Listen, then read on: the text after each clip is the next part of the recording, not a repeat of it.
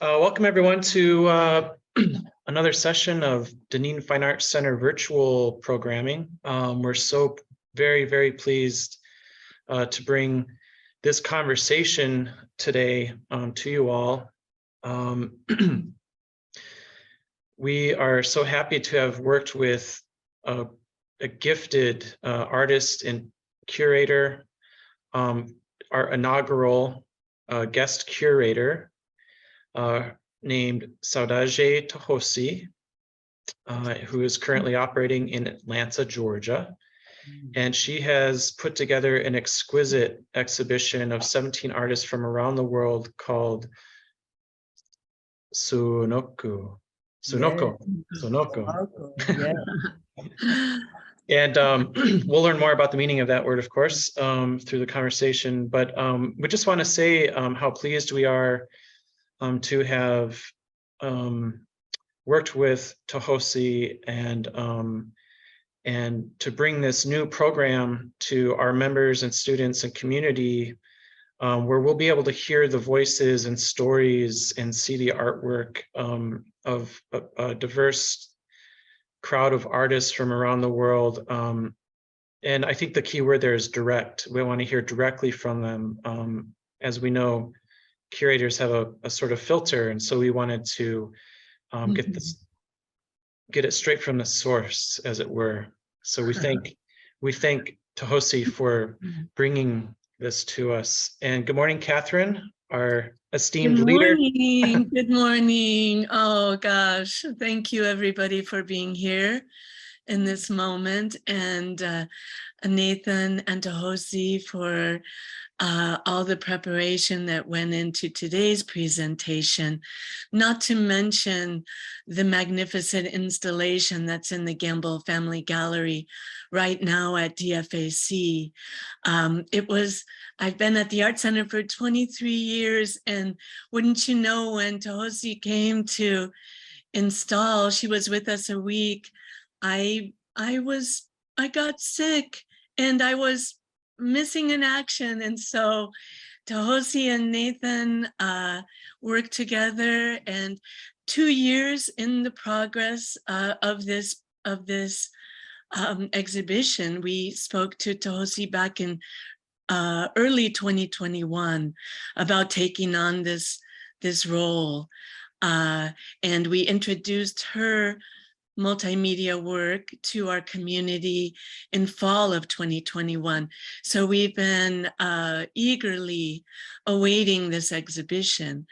And as Nathan mentioned, so many of these artists are totally new to us and to our community.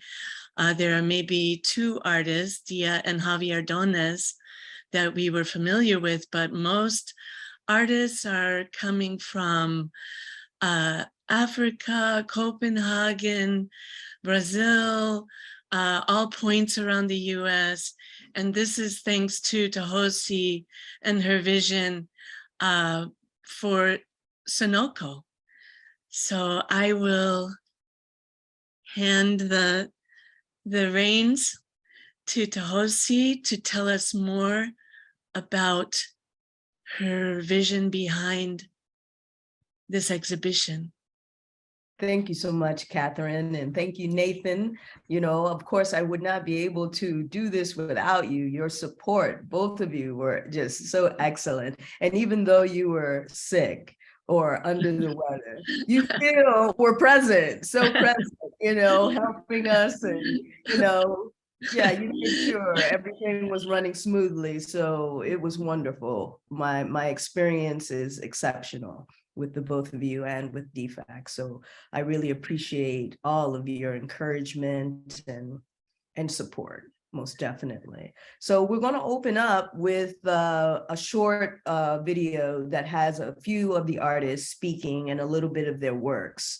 SOONOQO is about becoming and returning, and that you cannot return without becoming.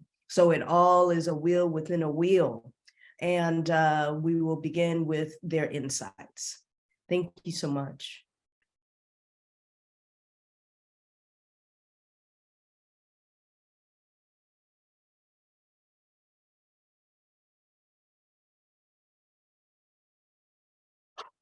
Paris is a child of necessity and time. Dissolve into the shadows.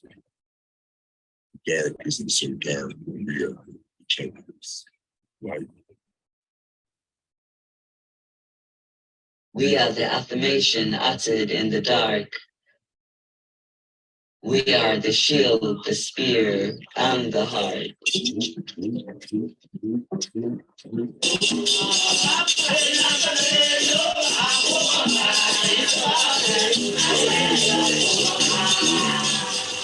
Hello, my name is Kiara Mohammed Amin. I'm a multidisciplinary artist based in Liverpool, UK. I am Black, trans, a dad. I like to walk. I meditate. I am a high priestess of ancestral healing, ancestral trauma, ancestral remembering. And also part of my work is to help dream ourselves into a new existence that is part of returning. There is a seed of returning and becoming and unfolding. And Black presence is that piece of work that invites us to find space to dream, to find space to hold and have presence, and inviting that which wishes to emerge out of us. This film is a talismanic eulogy film to honor Aziza Johnson, this work is a talismanic film that honors Aziza Johnson, who was a Black British feminist writer, thinker, dreamer, who passed away earlier last year in 2022. Black presence is a piece of work that actually I will continue to build on the themes of hope making, hope building, and embodying ancestral healing and what that looks like. It's inviting us to dream a little harder, inviting us to be more daring, and to unleash the mythological creatures that live within us that are ready to be part of the new way of being, because the current systems that we're in are slowly dismantling. And so Black presence is a call to the revolution, but also to acknowledge evolution of Black dreaming and Black joy and Black peace.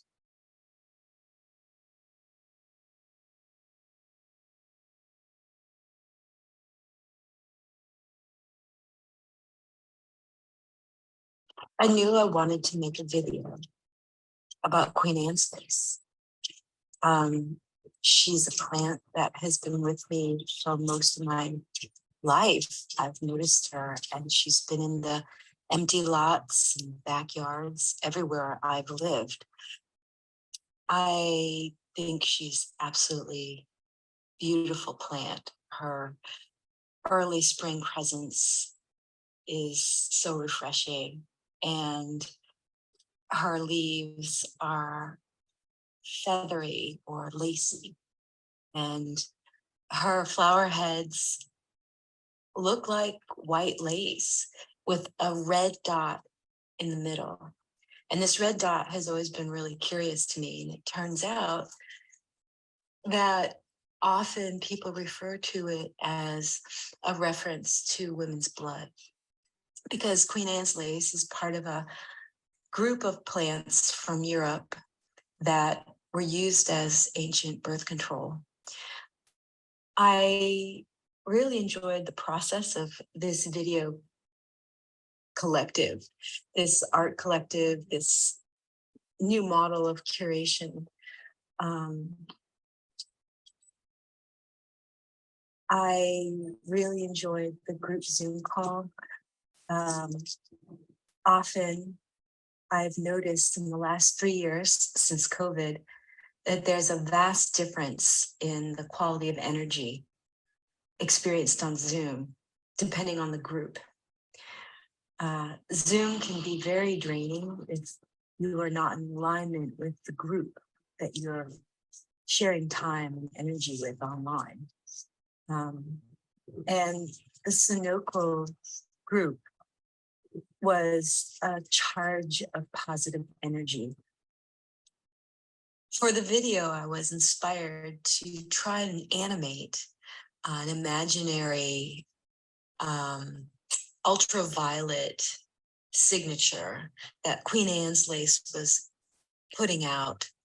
Since I'm so connected with this plant, I wanted to get in psychic contact with her. I had read Ed Yong's Animals World, How Animals' Senses Reveal the Hidden Realms Around Us. And this very much speaks to the invisible that I think as a collective on the planet, we're starting to acknowledge.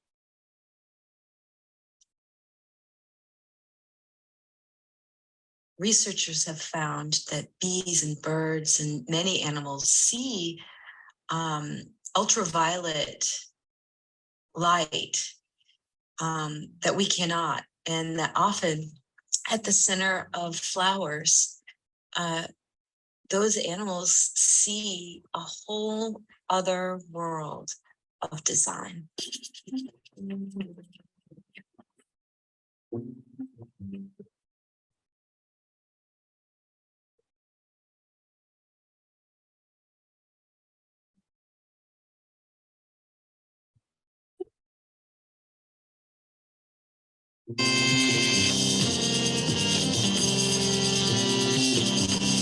Understand our relationship with Mother Earth and our relationship with love and joy. And we spark that joy, that energy and frequency goes back into the earth and begins a healing cycle. As a Sephardic Arab Jewish woman, in front of and behind my camera lens, I inscribe the morcellated body with unresolvable questions. I fragment it in order to expand and expose the body-mind.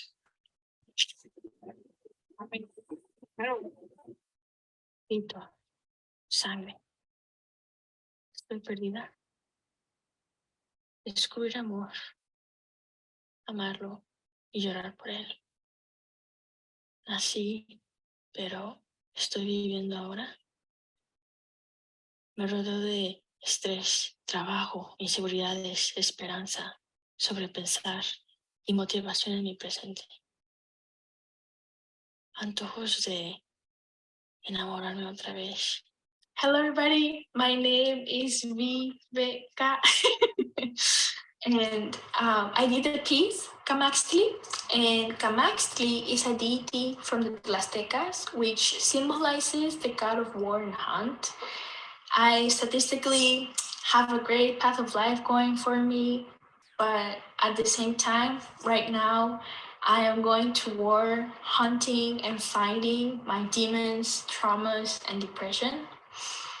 I decided to make an open spoken word poem where I recited in my native tongue, which is Spanish, use ASL and have English subtitles.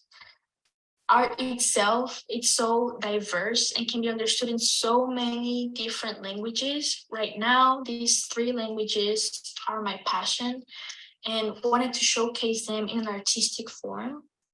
I emotionally speak Spanish, mentally speak English, and I am creatively learning ASL.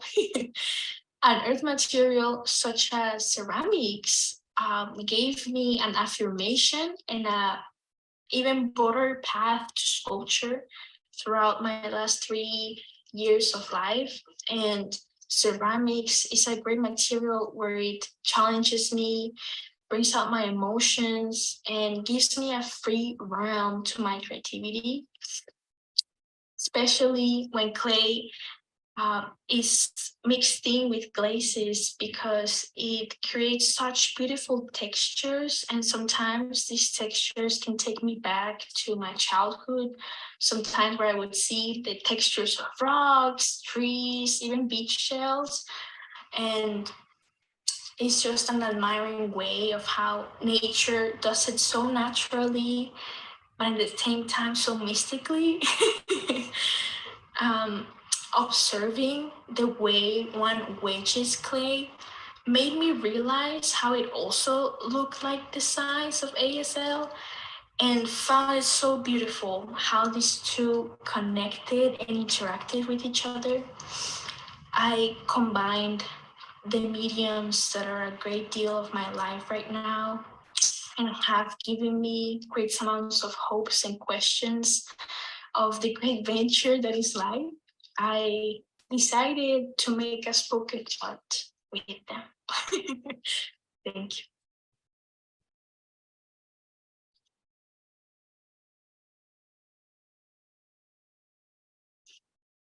Propagation of sound through ether is a listening experience through the human voice as a process.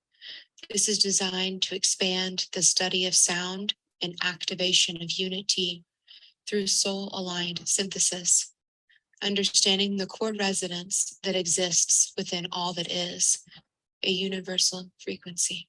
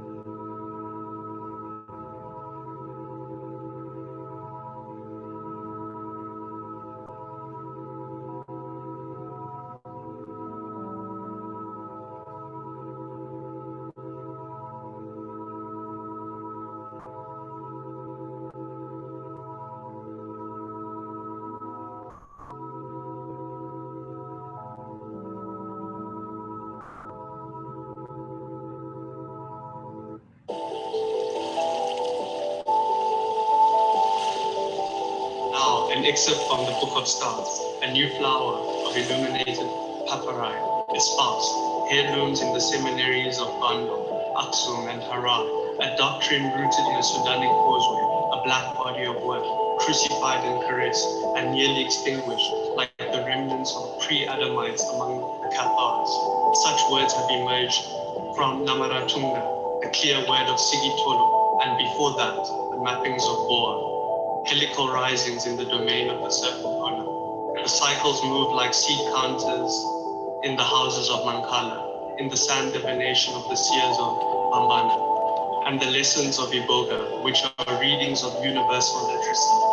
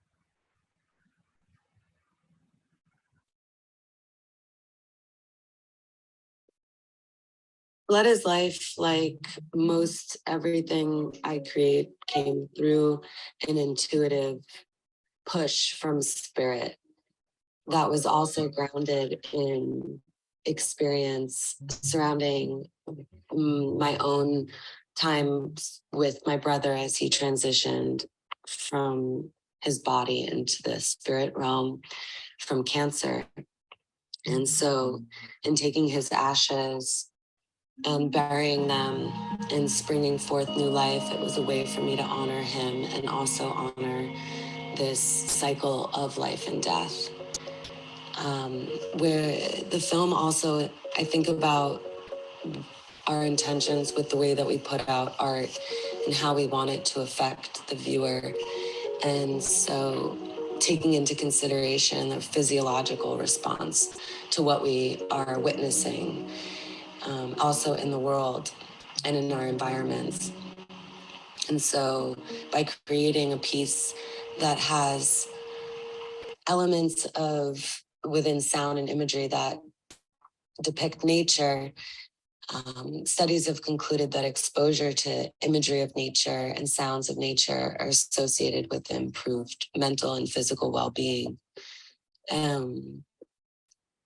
While this film is touching upon themes that are taboo, like menstruation and death in our Western society, it's also highlighting how much of our relationship to the natural world has become limited. And so Blood is Life is offering humans a chance to release stress by meditating through this visual and audio nature-based landscape.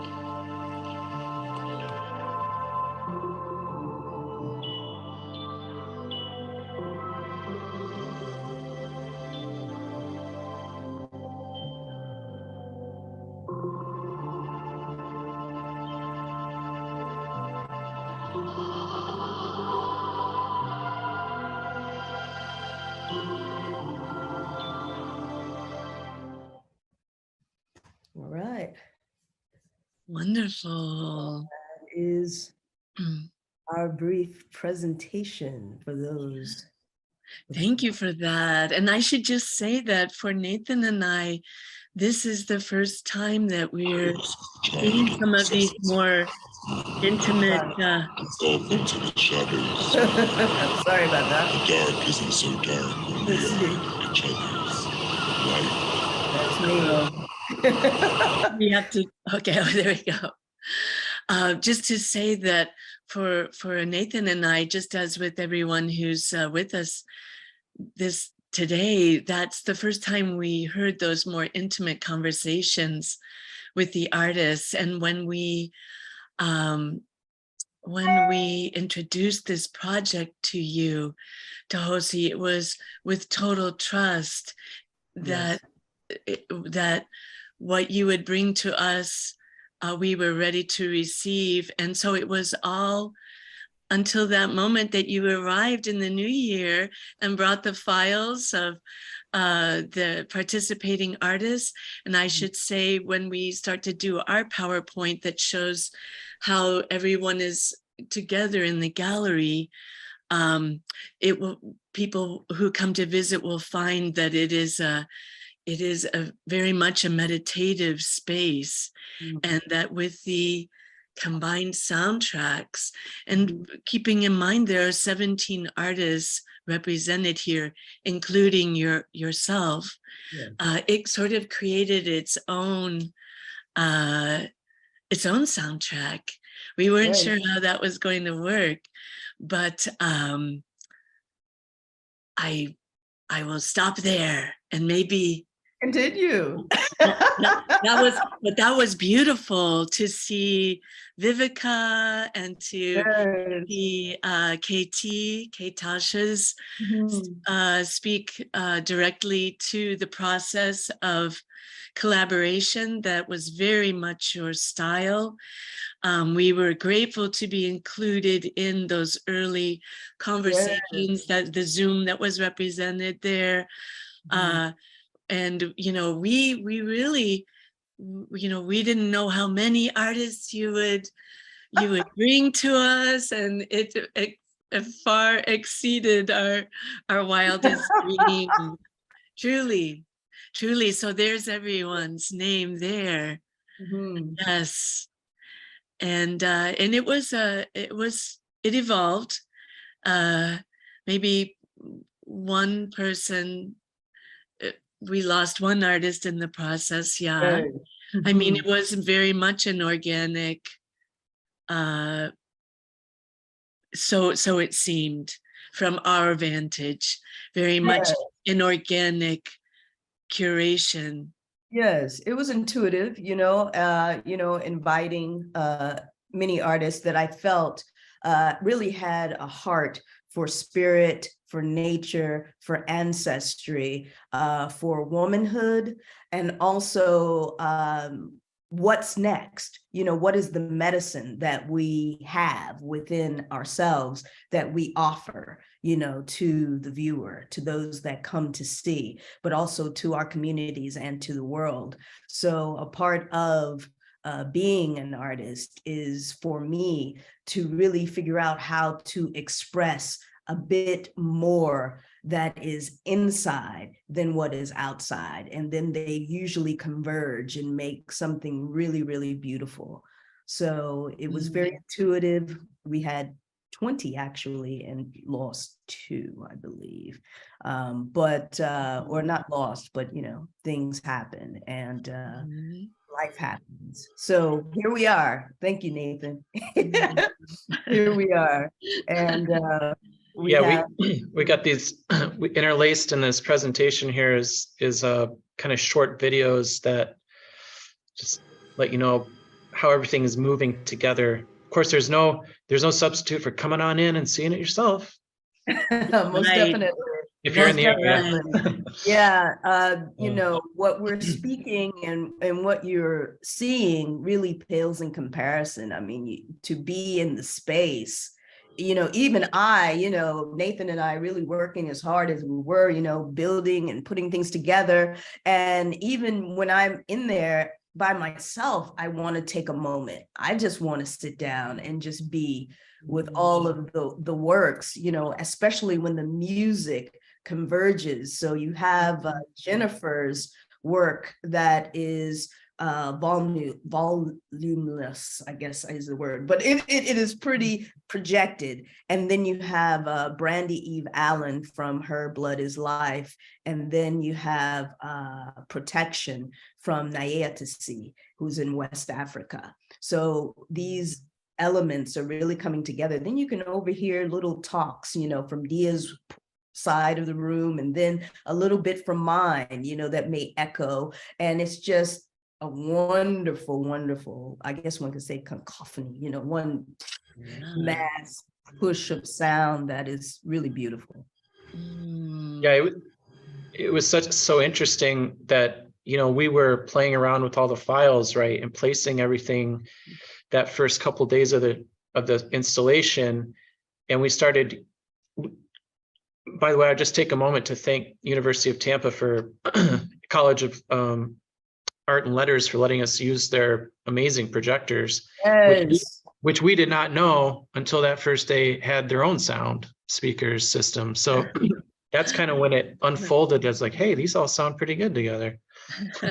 Yeah, no, it's beautiful, because I also, the process itself, as a woman of spirit and really desiring and praying for elements to come together, I had ask for these, and so for Tampa to be, the University of Tampa to be so available and say, hey, we have 3 and y'all can use, and I was just like, whoa, it was everything. It was like 7,000 lumens. I need a, low throw lens, everything I asked for. And they were like, yeah. And it was like, incredible. Yes, yes. That was an instant problem solved with the delivery of those. Thank you, UT, for sure. Yeah. And I will just mention, so lovely to hear Vivica speak directly to us, but this idea of, it seems that in some instances it was intentional, and surely in her case, when she said that the captioning, she speaks Spanish, thinks in English, and then does the ASL, which you can see in this moving video, as she was describing to work with clay, it's almost like she's doing ASL, Yes. but the poetry, the presence of word, whether spoken or represented on the monitors, is throughout the exhibit. And as much as it is a very sensual space, I mean, you're really just, your senses are so engaged. You can engage to what degree you wish with, reading the text, or just encountering.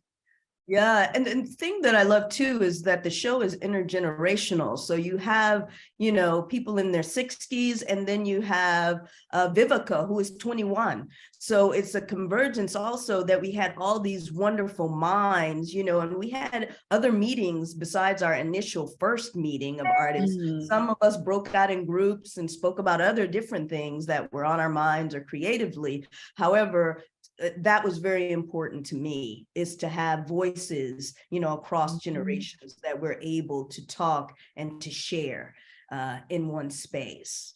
I think that's something we see here a lot at the Art Center too, is normally we assign wisdom to our elders, but it's not uncommon for our youngest to illuminate some hidden corner of knowledge that, we had been too proud or too intelligent or too whatever to notice. So Well said.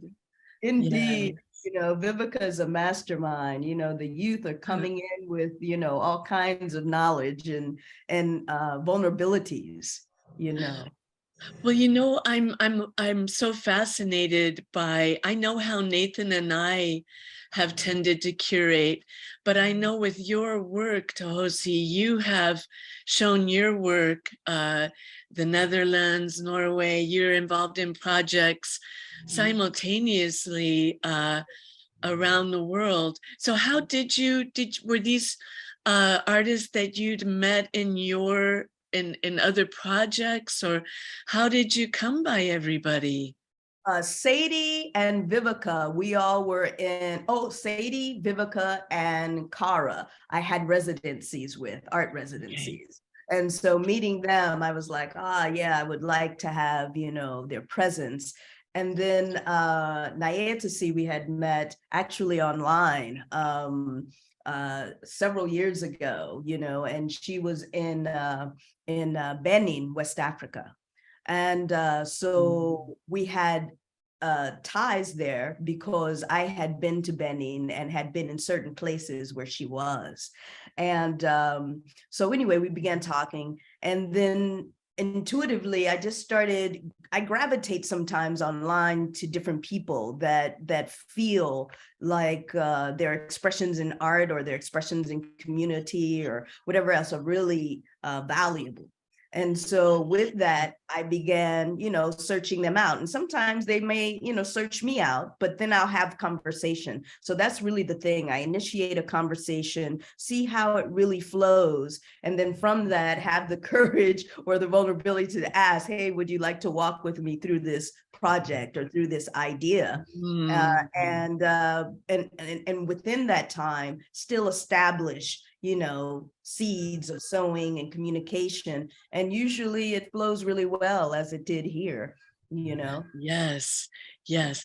I'd just like to take a moment to acknowledge Jen Ring's presence with us today. Thanks for being here, Jen. And Jen is going to be doing a feature piece for Creative Pinellas on Toxosi as guest and our inaugural guest curator.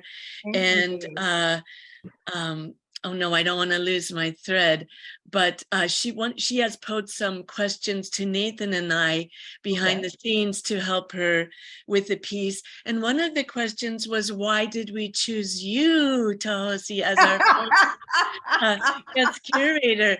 But really, sounds so aggressive when you put it that way. no, but why we chose you? It was you're speaking to it as you share about your process for putting the show together. You have such a sensitivity and such a respect for those you work with, and a collaborative honoring.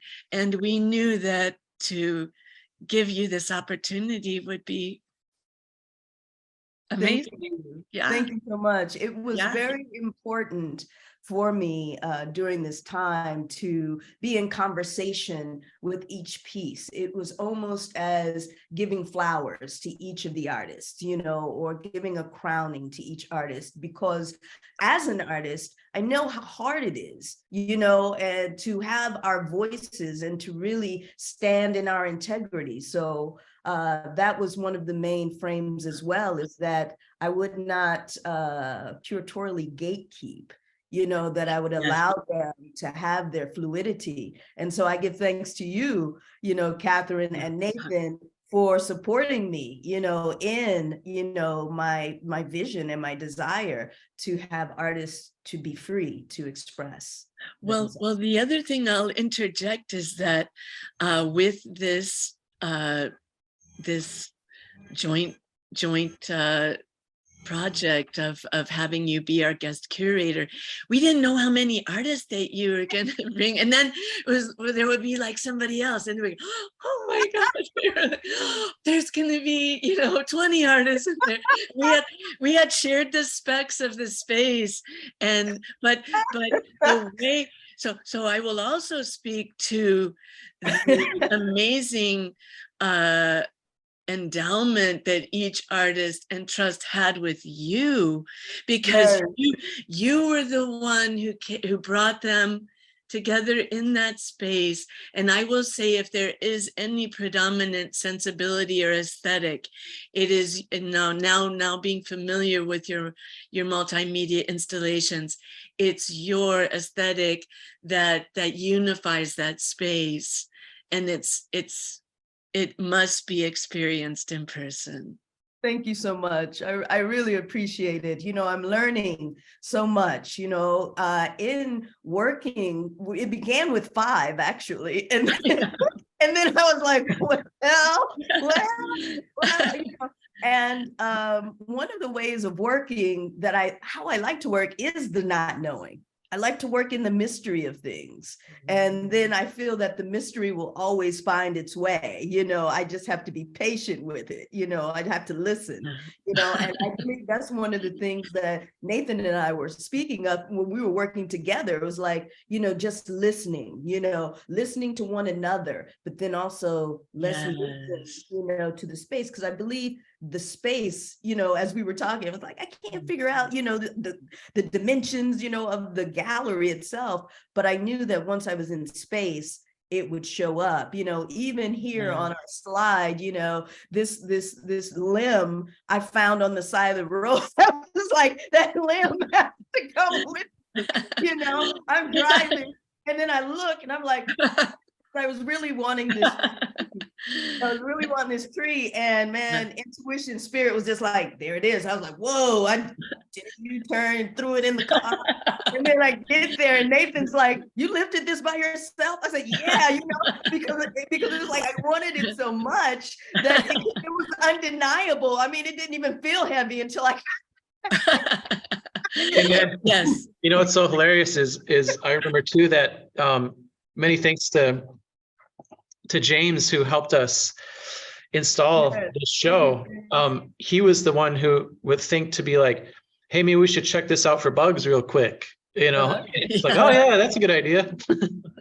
But I just want to say that, you know, an exhibition like this with so many artists takes a lot of planning and a lot of thought and a lot of, you know, on the ground improv. And it was so interesting that like each day, you know, we would find, or Toxosi would bring a new log or leaf or something in and be like, I think this, you know, maybe this will work, maybe it won't. And to be, like you said, Toxosi, to be present and to listen was so important to collaborating in the moment rather than trying to enforce some certain will or vision on the whole thing. So yeah, it was very adventurous. I remember this week being extremely adventurous, you know. Oh gosh, and I know extremely stressful. I know that it was, but you guys did amazing. And I can only say to witness things from afar, you know, phone calls and texts, and then I could see some installation photos that Nathan and Toxosi shared with me. But what an incredible coming together. That gallery was truly a laboratory that week. It was You know, I also think that, you know, the stress was a part of it. Like we almost needed it, you know, even though it didn't feel comfortable, you know, but it was a part of, you know, a necessary energy to create and to trust ourselves, you know, at that time. And then, you know, you were there too, just, you know, making sure, hey, have y'all eaten? Are you okay? You know, all right, you know, I can check on this while I'm home, you know, so we really were just, it was just dynamic for me, you know, Yes, like I really needed that support, you know, as an artist, you know, who's been working for, you know, some time, you know, in the arts, you know, to have that support, the integrity, you know, and just showing up and listening, Nathan, you know, I can't, you know, Catherine, I can't say it enough. I mean, it is just really, really, really beautiful. It abounds more than I can express. And also, you know, going back to the log too, the thing is, James like, yeah, let's make sure, you know, they didn't have any termites in it. But then he's like, oh, this is a fine specimen. You know what I mean? He's like, oh, it's fine. Has nothing wrong with it. You know, and so that's a part of it too, that, you know, everything just kind of works. It just really moves, you know, and that's the energy. I think of art itself, you know, that curiosity, that availability, you know, being able to. But I do want to acknowledge that you really, no, it's not always that way, but the way that you touched everything in that gallery, and everything was a deliberate configuration, a very thoughtful, and you can feel it when you go in there. Thank you. I appreciate that. Yeah, it's really a love letter. It's a love offering, you know. It feels that way. Yeah, and we've had beautiful response from visitors. Yes, and they say that, they just say, oh, I don't want to leave. The feeling, it feels like a sacred space. Yeah, when I was there for the opening, you know, there was a woman who spoke with me, and she said that she hasn't been out much even since 2020, you know, really wanting to make sure that her family is safe and things like that. And she said, this is just what I needed. She was like, I needed this, you know, and to me, to walk into an art space and people say, this is something I needed, or that I feel welcomed, or that, you know, to me, I'm like, that's the art that I love. That's the art that I want to create. That's the art I want to be a part of, because there is something that's really taking place, not just within the artist, but it's really taking place for the whole community, you know, in diversity, you know, and we need it on Earth right now. You know, we need that. Yes. I would just like to read something just for a moment from your statement. Okay. You have a personal artist statement and then a curatorial statement in the gallery. But part of your artist statement, you say that adding myth, spirituality, and storytelling from the new Indigenous African experience, I encourage mental and emotional sensitivities that guide the imagination towards remembering humanity's relationship to nature, community / communities, and self. And it's something that you identify in the curatorial statement that those you gathered have a common interest in healing and honoring the ancestors. Yes, thank you so much. You know, when you read that, I'm like, oh, is that my statement? Did I say that? Yeah, thank you so much. Thank you for reading that and making the correlation, because sometimes it's hard to in the moment, you know, and sometimes it's hard for me at least to gather or embody, you know, to know that this is my approach or know that this is what I'm saying. But then when it's actually embodied, it's wonderful to hear and to hear you read and to hear you experience it. You know, the thing, I think that is a part of it too, for myself, you know, as curator, to really embrace. And so I appreciate that very much. I also noticed in the various artist statements, and Kiara spoke to this, but many of them are giving homage to whether it be a mentor, a writer, KT references, braiding sweetgrass, you know, and Dia. You feel that. I think you feel that. You feel that there is what was the word that Kiara used? It was like a memorial. I forget the particular word. I just went through that with the ceremony for my daddy, though he passed during the pandemic, but I feel that in this, that people are being honored. Yes, yes, that was in the proposal very much, to in the becoming and the returning. We always become through what we've learned with our ancestors, and we also return with our ancestors. So there's always a wheel of presence, you know, of teaching, of knowledge that carries us forward. And so to always honor them, you know, is a best practice. It is a part of our practices.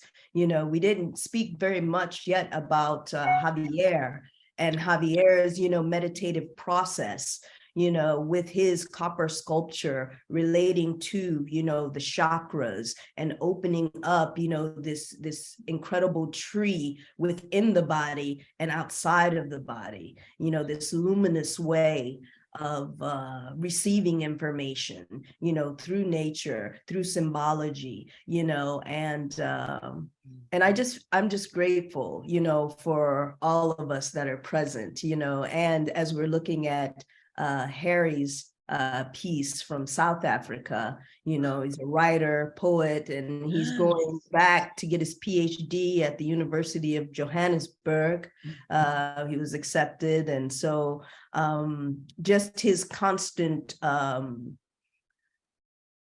struggle really to have this equilibrium, you know, and equanimity within academia and within community and within his writings, you know. So building the piece really was reminiscent of Barbara Chase Rabeau.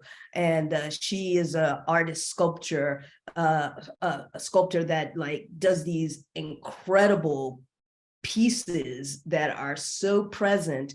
So I was really wanting to honor Harry as he, was moving through many things, during our time together and coming to an end of it, but still was very present and desiring, to meet us. Yes, and we should also mention, and this is available in the gallery too, to see the backgrounds of these artists is really, it's really humbling. There are a couple artists who are Professor Emerita, Michaela, I believe, from Penn State, and who is the, oh gosh, just Kara? Dr. Kara? Kara, yes, Dr. Kara, who is Lucy Lepard has written about, and she received a Desmond Tutu award as well. I know. Amazing. Wow. There's an incredible writer and photographer. Her art is incredible. Yes. Now, Toxosi, I loved how I think this is, one of the things that we wanted to do as curators was learn through this experience as well. And, one of the things that, of the many that we would take away is the very interesting way that you presented the artwork at times, this being a perfect example of, these are frameless photographs that we pinned to the wall. And then they're multi-level. You can tell from this shadow, this smaller one sticks out from the wall a couple inches, and then there's this, you put these flowers around it. And I'm not saying that I would never do that, but it's highly improbable. So now I have a new sort of, maybe I could try the Toxosi way. Now that we're resting on Amaria's piece, I'm going to reach out to Amaria to invite for wearable art. We have our runway show, year 17, and these are representations of the botanical drag. I would love it. That is super. Oh my God. That just occurred to me today. I'm tearing. We're putting the call for entries out. And I'm like, what? Wonderful. We must, yes. Amaria Shadow Rabbit, she is super fantastic. She's actually was a friend of Dia's long time ago, and Dia actually introduced me to her. And she lived in the area, actually, like St. Pete, around in there, Dunedin, So, and she was in Louisiana, but now she is back in Oregon. So but she is just amazing, just a wonderful troubadour, great spirit, very vulnerable. And so when I started looking at her work online, I was like, oh no, she needs to walk with us, And so I asked her and she was like, I would love to. And so this is actually her first time presenting her work, and also through our cohorts, Sadie, who was in New Orleans, helped her receive her first residency as well. So people are within the cohort are, changing, expressing, exchanging, and caring for each other at best, so that's really wonderful. We'd like to thank our partners at PCP Printing for the excellent work that they do.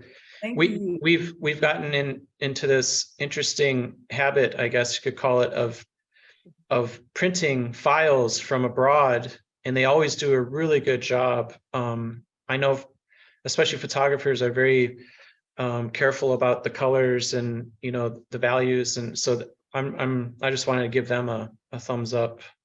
Yes, and we're usually asking for a very quick turnaround. Yes, we appreciate that as well. Can you have this in 2 days? Right. Yes. And here's one of our other local artists, Dia. Yeah, made this very, very thoughtful, kind of provoking film. I really enjoy listening to her talk. Yeah, she's interviewing two Native people and their response to nature and, you know, standing with nature, you know, and nature as healing modality. So it's very powerful. I just want to say also for all of our guests that I know maybe if we're moving too quickly, you're welcome to reach out to Catherine or I, and we can send you a PDF of the presentation, so you'll have all the bios and the imagery, and you can read it at your leisure. We're also going to post this video once it's in shape onto our YouTube channel here. So you'll be able to watch it in the future over and over and over again. Nice. I wanted to also say about those palm leaves, you know, I grabbed those palm leaves too, you know, I did put it in reverse and grabbed those palm leaves. And so I'm saying to Nathan, I'm like, Nathan, what am I gonna do with these palm leaves, you know? And he's like, you know, and we looked, oh, well, okay, maybe we could wrap it. Oh yeah, we can wrap it. So, you know, so we wrap it, you know, I'm over there, you know, nailing, you know, trying to get, and then I'm thinking to myself, I'm like, well, how's it gonna work? You know, what if they become too brittle and then they kind of start falling off? And one thing I like to say is that, you know, Nathan, I asked Nathan, you know, and Nathan's kind of like, well, no, I don't want to say anything. I said, no, I said, you tell me. And so he says, no, he says, I really feel that is a part of, it's the becoming and returning. So it's a part of, they're super green and wonderful now. And then it goes through its process. And so I would like to say, thank you, Nathan, for that, because I was sitting with that just recently. And I was just like, wow, this is just so correct. It's so right. Oh, you're welcome. And we'd like to say that it is becoming. Is it falling? Yeah, it's drying, and and Michaela's book is kind of, you might have to help the book.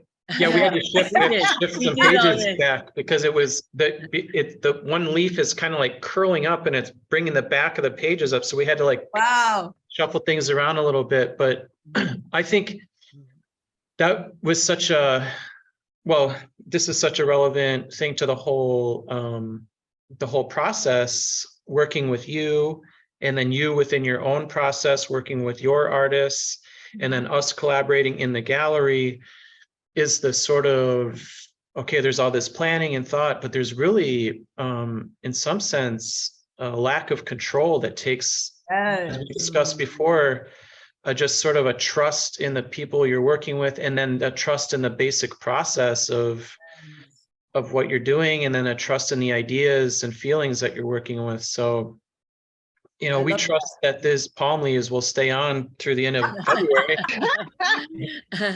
It's wabi sabi. It's living wabi sabi. Yes. Exactly. That's wonderful. I love it. Can I ask a question? Please. I was wondering if you could talk more about ancestral wisdom, since that seems to be a major theme. Toxosi, I was wondering, what wisdom did your ancestors provide you, and how you kind of channel that into your artwork and your curation? Wow, that's a good question. When I speak of ancestral wisdom, I'm speaking of very delicate initiations that I have had. So I've had initiations in Benin in West Africa, and I've also had initiations here. And one of my daily processes, when I get up in the morning, I always go and greet my ancestors. And I have water for them, and I pray, and I ask for their intuition. So I ask them to speak to me.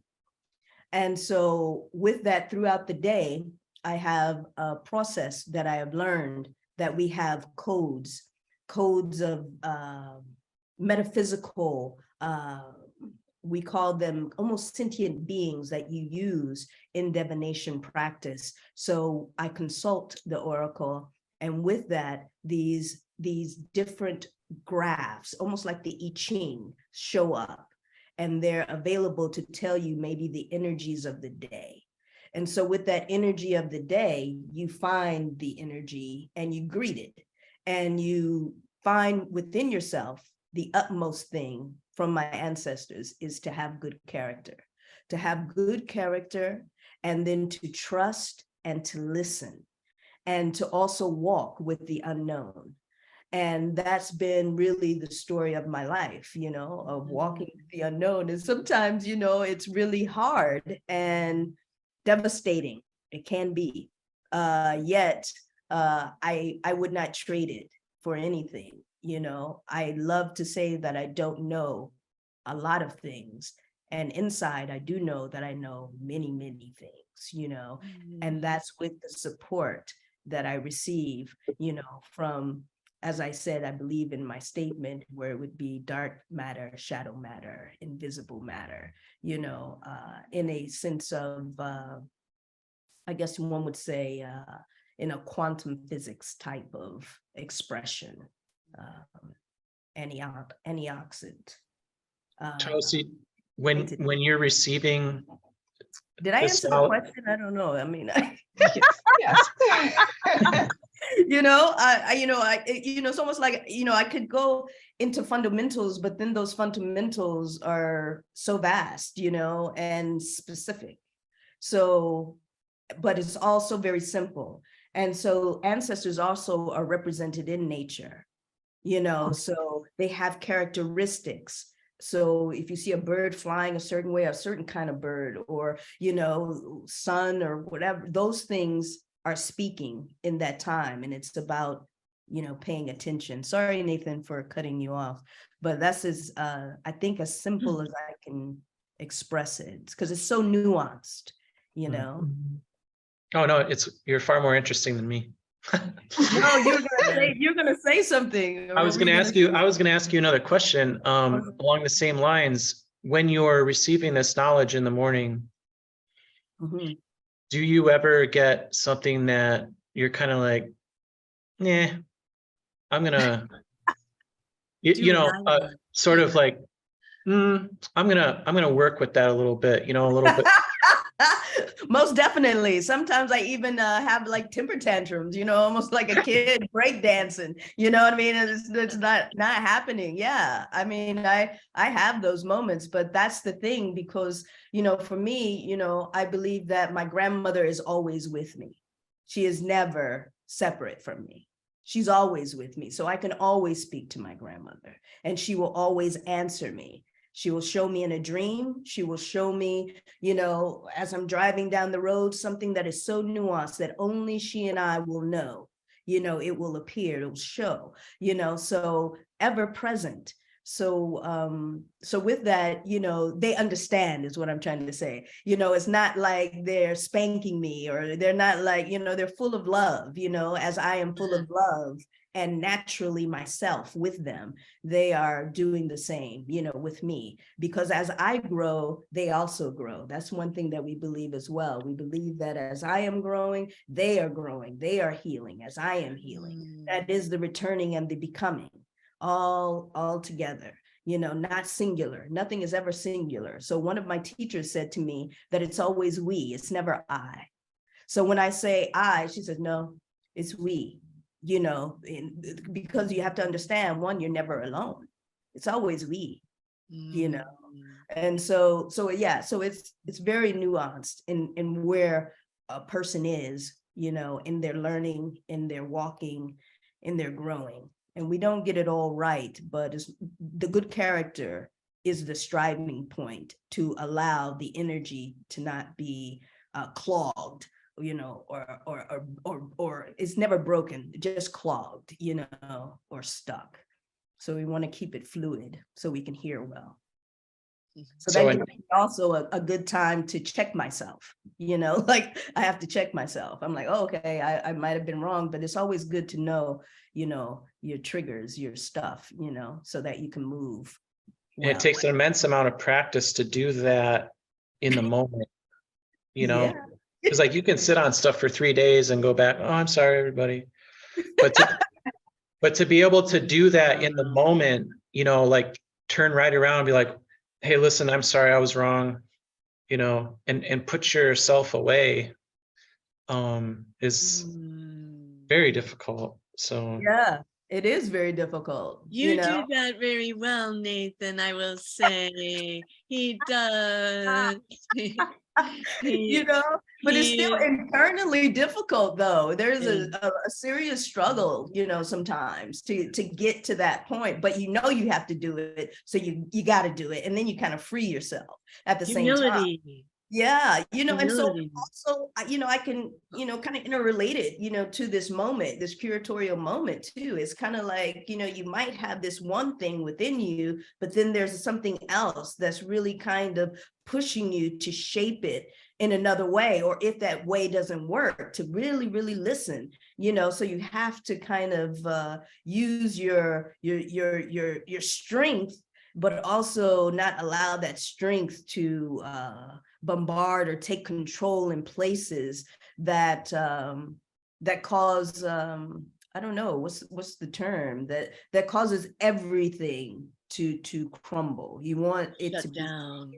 Yeah, you want it to have stability and a freedom and a fluidity. You know, that is really important too, you know, to have the space where it's not too cluttered, you know, so people can walk around and be free, and to have, you know, the energy to breathe, you know, to be welcomed in the space, you know, because I could have, like, you know, maybe jumbled a whole bunch of stuff together, you know what I mean? But, you know, thinking of feng shui, or, you know, just proper ways of moving and how that looks and feels.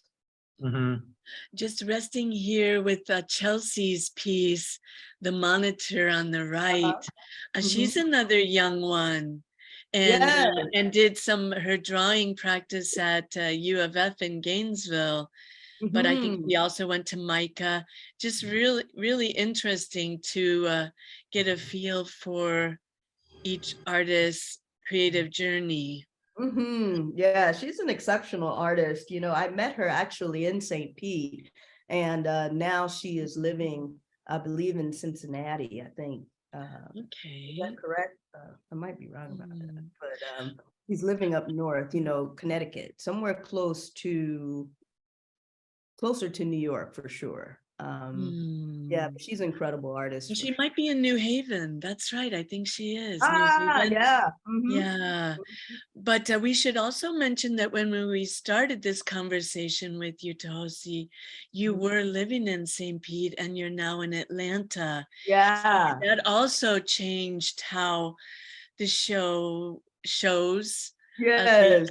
Because we showed you at end of 2021, but how that changed. And I should also just be, you've mentioned how you were finding things to include in the installation, but we also were, you know, you had identified props and elements that we needed to order in. Yes. So it was a very exciting after Christmas, you know, delivery. What are coming this week, and will it come in time? And you know, yes, it was added another little layer of excitement, let's say. That definitely is in keeping with walking with the unknown, yes? Most definitely. Yeah. Most definitely. Every step of the way, boy. It's exhilarating. You had a beautiful vision for sure. And you had everything mapped out in the gallery where you wanted everything to go. So no, you really did your work for sure. To see it come to life has been such a privilege. Thank you so much. We thank you. Thank you. Looking forward to Jen's piece about you. Yes, can I ask a couple more questions before we go? Yes. Sure. Please. I'm curious about the moment of inception when you decided that SOONOQO was going to be, I'm probably saying it wrong. How do I pronounce the name of the exhibition? You did pretty good. SOONOQO. SOONOQO. SOONOQO. Yeah. How did you decide that you were, the moment when you thought this word would form a great foundation for an art exhibit? Well, how about I asked everyone, all 17, because I was viewing us all as one, you know, nothing separate. We were collaborators. And so we went through a few rounds of how do we feel? What do we see? And so I had a list that was on Google Drive, and people would add things. I think this, you know, I think that, you know, this, and I'm like, oh, okay, great, you know. And so once we finally gathered, I said, actually it was Jennifer Pyram. I said, Jennifer, you know, I'm really thinking about this. And so she says, wait a minute. She said, give me a second. I'm gonna meditate. So she comes back and she goes, we become body and waves of light and sound. So that's like totally, you know, Jennifer, you know, we become body and waves of light and sound. And then I was talking to Kiara. I said, hey, yo, tell me, you know, I'm really looking for this word, you know, and I don't want it to be in English. You know, I want it to be in something else. So it was truly dialogue and working with all of the artists to bring about the name for the show. And with that, we all came up, and I asked them, I said, hey, how does this sound? Once everything kind of came together, you know, this is what I have. And then they were like, oh, okay, you know, that sounds great. And so we had the definition and all these different things, and that's how it came about. So SOONOQO, we become body and waves of light and sound. And it really encompasses everything and everyone, you know, so that's what I wanted. And that's how it came. Nice. That's a wonderful answer. It's forcing me to rethink a lot because you know, I'm used to the I, but the whole exhibit is about the we, and I'm seeing it more and more the more we talk about it. Yeah, the whole exhibit is the we. Yes. I was entrusted to just place the we, yeah, into space. All right. I think that's the only question I have. Okay. That answers everything. KT, who did the Queen Anne's lace, she has been, that's one of the reasons why before when she speaks with her own, she says that this is a very unique form of curation. Like it's one of the first that she's aware of. She's also a curator. So, you know, she's curated here at Swan Coach House and some other places, and has even curated in Tampa, you know, some shows there at, help me, I can't think of the name. Tempest? Oh, Tempest, yes. Yeah. So she's a curator. So to hear, and you know, and I've known her here, and I've done a show with her where I build an installation outside, you know, in a natural space. So when she expressed that, you know, this was something new to her, and to have everyone's voice in it. And she's also called me Aquarian, you know, with your Aquarian style of curation, you know, of bringing together community and communal voice. And so it's really something that I desire, you know, as I've said before, to be artful and to be about community and to hear everyone's voice and how important it really is to the shaping of, you know, a new life, new beginnings for everyone, you know. And that really makes the show a great fit for a community arts center. How about that? Yeah. How about that? Yeah. And also that holds a communal spirit as well, you know, and embraced me very much during this time. So it's wonderful. It was a great fit for sure. All right. Well, thank you. Thank you. Thank you, Jen. Thank you. Thank you. Well, I don't have any more questions. Catherine, do you? No, did anybody write anything in or in the chat, or- We had one of our most dear members, Diane Wheatley Gigliotti. She had to leave around 2. I'll just read her comment to you so you can. She said, "I feel privileged to have listened to this amazing discussion and see the visuals. I must run. Congratulations to Toxosi for setting such a high standard as our first guest curator. Thank you. Thanks, Catherine and Nathan, for these Zoom discussions." So Diane is really symbolic of the kind of person that that we keep doing these virtual conversations for members of our community who, for whatever reason, can't come in. And so I think it's been a really good part of this whole Zoom. As much of a pain Zoom can be sometimes, it's actually been really good to reach more people. So Diane is a former board president of DFAC, and she and her husband are just wonderful supporters, and she's very always curious and learning and very very much a lifelong learner. That's and wonderful. we did have another person on with us, Deanna Holman. Deanna, if you can hear us and want to ask any questions or say anything, please feel free to unmute yourself and join the conversation, or if not, that's fine too. I really enjoyed your exhibit. I've been there a few times because I have class there every week. Oh, nice. Thank you. But I also took my 4-year-old grandson and he was mesmerized. He didn't want to. Oh, that's great. That's wonderful. High praise. That is awesome. That's incredible. That's It incredible. goes for all ages. Like you were saying, it goes for anyone. So thank you very much for presenting it. Great job. Thank you. Thank you so much. Diane. Thank you. Welcome. You know, during the opening, there were, some little children as well. I believe they were probably 5, and the mother brought them over and said, "I love the exhibit." They loved it too, and they looked.